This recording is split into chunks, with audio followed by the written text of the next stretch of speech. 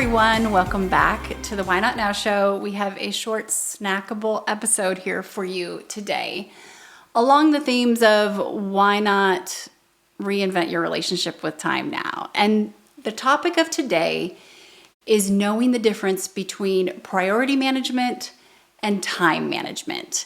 Two very different things. And there's a sequential order here that I recommend, and that is first priorities. So oftentimes I'll see people focus on time hacks and efficiencies and things like that, which is great. I'm a big believer in that. That's where you hear a lot of mine, right? However, if we're not focused on the right things, it doesn't matter how much time we're saving and busyness we're creating. The priorities are everything, because once we get those checked, then we'll create more delta of free time when we use those time hacks. Otherwise, we'll probably just start adding more and more in. Okay, so here's a story about when this really clicked for me. There's actually two quick stories. First, here I am, 30,000 feet, flying in the air. I end up almost having my child on the airplane, right? Landed in Denver and have a micro preemie on my hands. He was born at 2.5 pounds. And you can imagine in that moment, your priorities get very clear. Now, sometimes in life, we have these situations where we're just forced to get crystal clear on what's important and what matters in terms of where we're going to spend our time. And then sometimes we have to actually create that urgency ourselves. So in this case, yeah, I'm in the hospital, in the NICU for 90 days.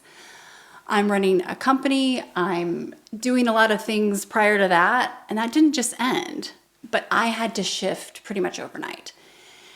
And I was able to decrease the amount of time spent and output by, I would say, anywhere from 50 to 70%, just like that, because there was no question.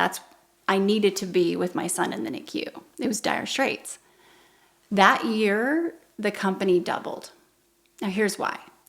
Because I was able to align with my priorities immediately. Any extra time I had outside of being with Lincoln at his bedside in the NICU was so sacred that I needed to be as potent as possible on driving that business forward of what was important. So what fell off? What was I able to shed? All of those small things and maybe big initiatives that I thought might help the business someday, or that were maybe a little bit of a rabbit hole or shiny object syndrome, communication that wasn't needed. You become direct, you become clear, and really effective quickly. So one of the things you can ask yourself is, if I had to immediately decrease 50% from my calendar today, and I was forced to, for whatever reason, just try this on with me, what would I cut? Now, immediately you'll probably find 10% of things that's like, yep. Maybe find 20% fairly easily, maybe more. Though that's where you go first, right? Don't even worry about getting to 50 yet.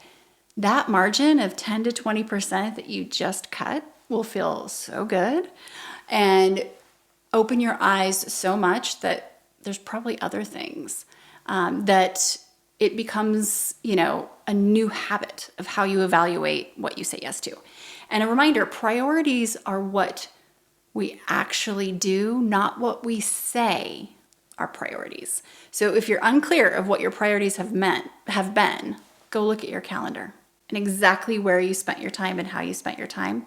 That will tell you, not what you say. So here's another quick story.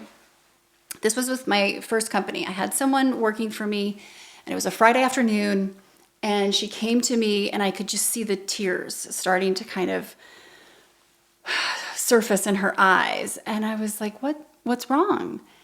And she said, well, I'm going to have to work again this weekend.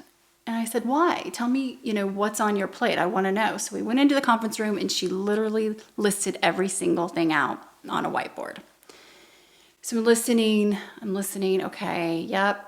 And I've got this, and I've got this.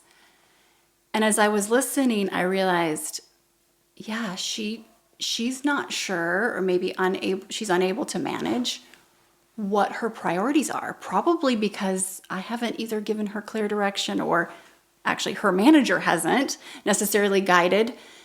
And if we don't speak up and ask someone to help us manage the list, then we need to, just plan on being overwhelmed, I guess. But sometimes we really are unsure of what needs to be the top priority.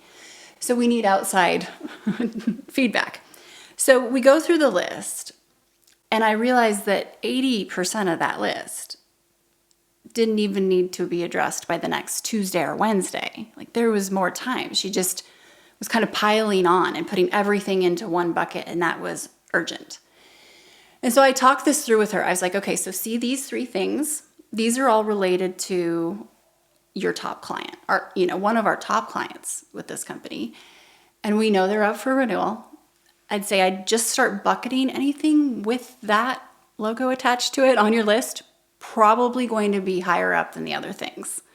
So that friend of Amy Jo's that we were going to help out, put them at the bottom of the list. Yes, we'll figure that out, but if I need to find other resources, including myself, we'll do it, or we'll give them a longer timeline.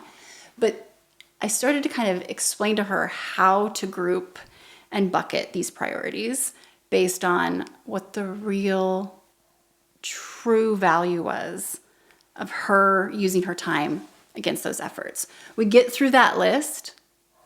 She didn't have to work that weekend. Yeah, there were a few top things she needed to tackle on Monday morning, but no, she didn't touch her computer that weekend. And so that's not a time management thing.